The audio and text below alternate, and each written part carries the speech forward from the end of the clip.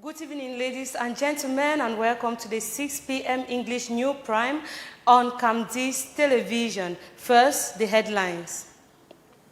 A medal award ceremony to different dignitaries recognized by the state of Cameroon today held under the auspices of the Central Region Governor Naseri Paul Biya. The new Director and Deputy Director General of the National Post Authority were installed this day, May 21st, at the port headquarters in Yaoundé. Today is celebrated worldwide as a day of cultural diversity in development. The Cameroon culture is different in some aspects with that of America.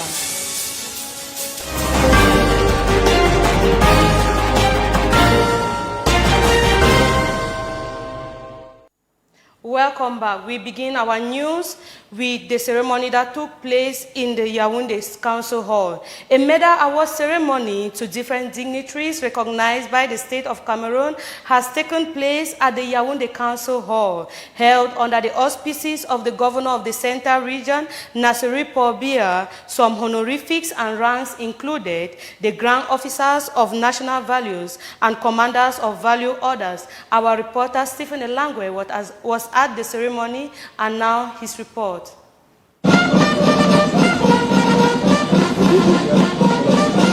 Political honors, military honors, agricultural honors, and the likes. The ceremony, which was braced open by the entry of the Governor of the Central Region, Naseri Paul Biya, at exactly 11 minutes past 11 a.m., constituting of medals and awards of all ranks of people who have gained recognition from the state. As these personalities not to abuse the confidence invested on them by the head of state, to continue to work hard, to merit more confidence. And so next year, those who did not have this year should work hard so that next year they too can be decorated.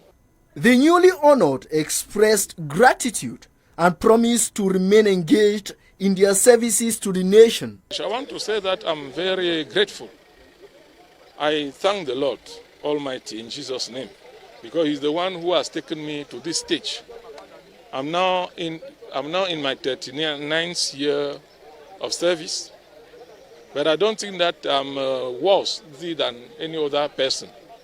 I am convinced that it is by grace that I am where I am, and I thank Him. Elevated to the ranks of the Commander of Value of Orders, it is a day to remember. To have been elevated to the dignity of a great officer, I think is something that reminds me that I have to continue working for the emergency of the Cameroon. In the presence of senior divisional officers,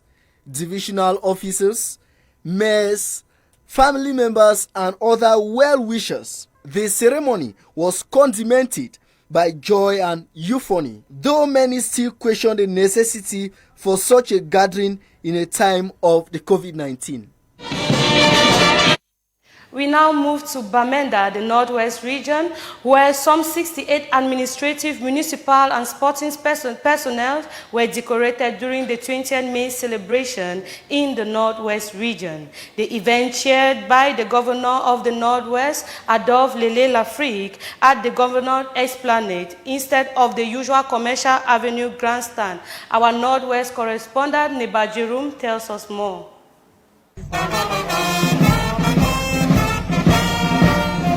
The 49th National Unity Day of Cameroon is coming at a time when the unity of the country is under serious threat from the non-state actors in the northwest and southwest regions of Cameroon. The celebration in the capital city of the northwest region was void of speeches in the context of the COVID-19 pandemic and the usual euphoria that characterized the event at the Bamenda Commercial Avenue, chaired by Northwest Governor Adolphe Lafrique, witnessed the award of medals to administrative, sport, and municipal personnel for their outstanding services to the nation. To promote football in the region, we are never going to hesitate. We think that there is still a lot to be done.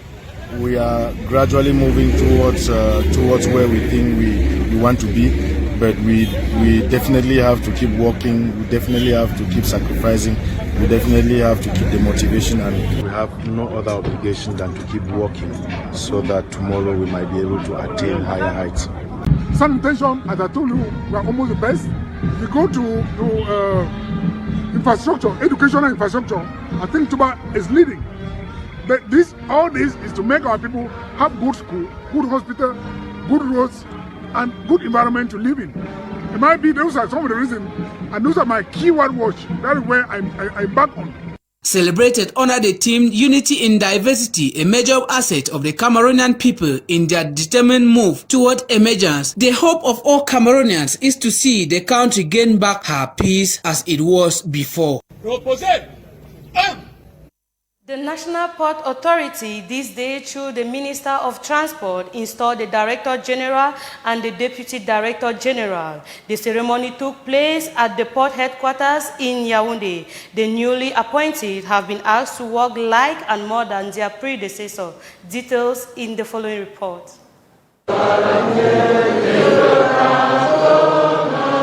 The installation ceremony of the Director General and Deputy Director General of the National Port Authority took place this Friday, May 21st at the port headquarters here in Yaoundé. The ceremony presided over by the Minister of Transport, who congratulated Dr. Ebou Peke, Louis, and Ayuk Eta Pamela and told them to work just like their late predecessor.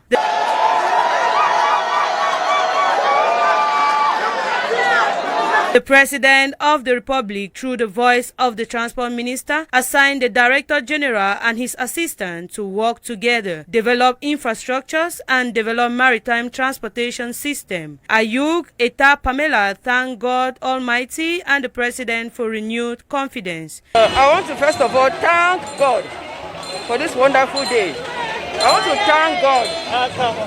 I want to thank God for the blessings He's bestowed on me. I want to thank the head of state, Excellency Biya, for this renewed confidence that he has given to me. The Director General said he is overwhelmed and will work hand in hand with his collaborators to see that every task assigned to them will be well done. I would like to tell you that I will do all my efforts with my Deputy General Manager to do our best in collaboration with all the team in place to do the best and so that the national economy can be better. The ceremony was attended by government stakeholders, family and well-wishers who could not help it but show proof of their joy. To the lake here. The Sanaga rivers has lately become a death trap to fishermen and to the population of that part of the country due to the increasing death rate. The regional delegate of transport visited the site in a bid to find out the working conditions of these fishermen. Anumeko has the details of this report.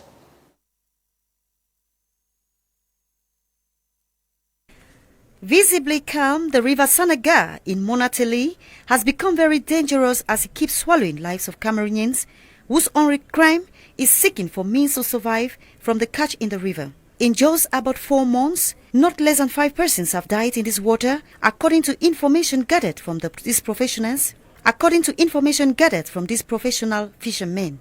Fishermen and sand dealers are the main victims. This has been attributed to lack of good equipment by fishermen and sand dealers that is preventing them from carrying out their daily activities, coupled with a high rate of insecurity. Elated by this clarion call, the population of the Central Regional Delegate for Transport, Madame Gatunu Rose, took the bold step, made some members in the ministry to discuss on how to help fishermen and sand dealers in that part of the region, May 19, 2021, in the conference hall of the Delegation of Transport, after which they visited the incident site. To remedy the situation, a decision taken forbidding lorries from entering the Sanaga Maritime Division late at night, a coastal belt far from the river banks, as measures to avoid further calamities as the population prefer to buy around the river banks. The visit remains a fruitful one as the fishermen and sand dealers await positive reactions from the government as step to ameliorate the transport sector. Today is celebrated worldwide as a day of cultural diversity in development. The Cameroonian culture is different in some aspects with that of America, and anthropologists expatiate this in the following report compiled by Colette Loom. Cultural diversity in a nutshell is accepting and embracing people of different backgrounds and cultures. While some school of thought holds that it is the understanding that we are so much alike in where we are different, while some say it is making people feel comfortable with what they see. Taking the best of our collective abilities as human race and bringing them together to achieve something wonderful is one value of cultural diversity. In America, for example, there exist some of these cultural differences with that of Cameroon. It is a sign of disrespect to look an adult directly in the eye, and the parents of that child are going to be blamed for that bad behavior. Following the same logic of respect and courtesy, when someone hands you something, you take it with your right hand. My mother's friends, who is way younger than my mom, always addresses my mother as auntie, and my brother and I refer to her as auntie even though she's not related to us. Now, these are practices that are common in Cameroon. Unannounced visits, for instance, is accepted in Cameroon, and the contrary in the United States, amongst others. In the US, you can't just drop by anyone's house without letting them know ahead of time. It's called trespassing, where sending anyone who isn't 21 years of age to buy alcohol in the US could get you locked up. I remember being sent by my cousins who were way older to buy beer when I was like 9 years old. See, in Cameroon, if you're old enough to count money and to cross the road by yourself, anyone can send you to the store to buy anything, including alcohol. Whereas in Cameroon, I remember my mom going over to her friend's house and bringing my brother and I with her without any forewarning to those friends. There was no such thing as personal space, even though I used to get so annoyed whenever my mother's friends or any grown-up would pinch my cheeks. Here, you better not be within 2 feet or less of someone you do not know. Cultural diversity in a nutshell is accepting and embracing people of different backgrounds and cultures. On our social page to continue talking about the impact of Westernism on Africans. Westernism and its advanced technology has reduced the pace of African local technological development and oral tradition. Though it has improved the lifestyle of Africans in many spheres, there is the need for parents to educate their children on the importance of one's culture. Geraldine Nasser has the rest of the story.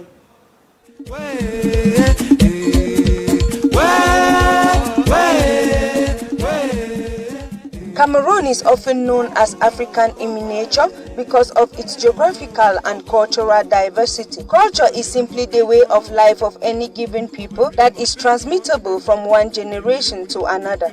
It incorporates issues that border on technological development, language, marriage, mode of dressing, art and craft, social life, religion, education, and political system of the people. Over the years, the Western culture has tremendously impacted on African culture in a very positive and negative dimension, and Cameroon is not left out. Westernism, accompanied by advanced technology, has stepped down the pace of African local technological development and oral tradition.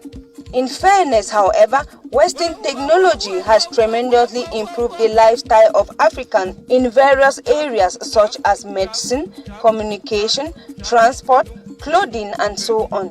These changes, however, have killed the spirit of Africans from appreciating the products of their local culture and tradition, thereby discouraging development. Communication has also become a barrier among most Africans because they tend to speak English and French, and most of the time, the few Africans that speak their local languages are even ashamed to communicate in public using these languages. Therefore, there is a need for Africans to teach and educate their children in the midst of acculturation so that the local language of the people will not be completely lost to Western languages. This is very necessary because people without a culture are people without an identity.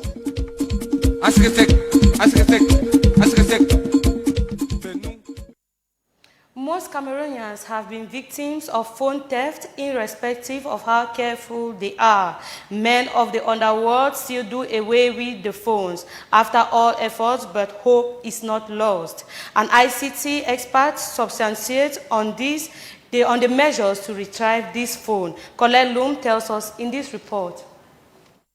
A phone contains a lot of important documents, and most often, to some, it represents a computer where they store all their essential documents for use. And in majority of cases, going by statistics, people keep huge sum of money in their phones for businesses and many other use. In this regard, phones of many Cameroonians if stolen can be so frustrating, as it will jeopardize their activities and most often crumble their businesses. The good news is that mobile telephones, if stolen, can be retrieved. Google Maps, you can actually share the location of your device with people. So that way, if anything happens to your device on your journey, people can track your device for you and pretty much help you recover the device. Now with Samsung Find My Phone, it gives you the location of your device. However, it doesn't give you the address of where your device is. And the unfortunate part about Samsung Find My Phone is that it doesn't work when there's no data. There are varieties of measures instituted in order to cripple men of the underworld when they execute the act of theft. There is a particular app that solves all of these problems. It's called the Pins app. With the Pins app, you can actually track your phone both when you have data and when you don't have data. With the Pins app, you are able to track your phone when the person who takes your phone tries to log in. It will take a picture of that person, send that to you in your email with the location, time, and the face of the person that took your phone. However, irrespective of how well stolen phones can be retrieved, Cameroonians are called upon to be vigilant, smart, and always have a backup of their essential documents stored in other devices and not only in the phones. A delegation of CAF inspectors have been in Cameroon since this morning for inspection visits to the stadiums and other sites to host the competitions and the CAN 2021 delegations, January 9 to February 6, 2022. They will begin tomorrow, Saturday, May 22, in Douala, composed of specialists from various fields of competition, marketing, media, hospitality, security. It will therefore be needed during these inspections to ensure that the facilities under renovation or under construction for the competition comply with CAF standard. CAF leaders have indicated that they want the 2022 edition of the African Cup of Nations to be a very good tournament. A delegation of CAF inspectors have been staying in Cameroon. We now move to our foreign page, where lockdown in Tunisia have been ended despite the worst COVID-19 death rate. Nicolas Sarkozy, former French president, on trial for illegal funding of the 2012 re-election campaign. Venezuelans fleeing to Colombia to avoid fighting. More of these stories in the following report. Tunisia lockdown ends despite Africa's worst COVID-19 death rate. COVID-19 cases in Tunisia were initially low last year, with a sweeping 6-week lockdown involving closure of borders and shutting down all but essential commercial activity, appearing to halt the spread of the virus. However, since easing that original lockdown, cases have increased, with daily reported infections and deaths now the highest in Africa. Nicolas Sarkozy, former president of France, is going on trial for illegally funding his 2012 re-election campaign. Mr. Sarkozy, who denies the charges, stands accused with 13 other defenders over their role in the so-called Big Malian scandal. They allegedly overspent by tens of millions of euros on the campaign and hired a PR firm to cover it up. It is the ex-president's latest legal fight after being convicted of corruption earlier this year. The Venezuelans fleeing to Colombia to avoid fighting. Thousands have fled their country in the past months. They are running away from intense armed clashes which involve Venezuela's army and Colombia's rebel groups. Refugees say they were pushed out of their homes by the military and describe human rights abuses, disappearance, and home break-ins. A prominent Colombia guerrilla fighter, Jesus Santis, was killed on Tuesday in Venezuelan territory as part of the ongoing conflict. It is on this that we call an end to our news prime. Stay glued to Crise television for more interesting programs. But before then, meet Trésor Bonnet at 8 p.m. for the news in the French language. Goodbye.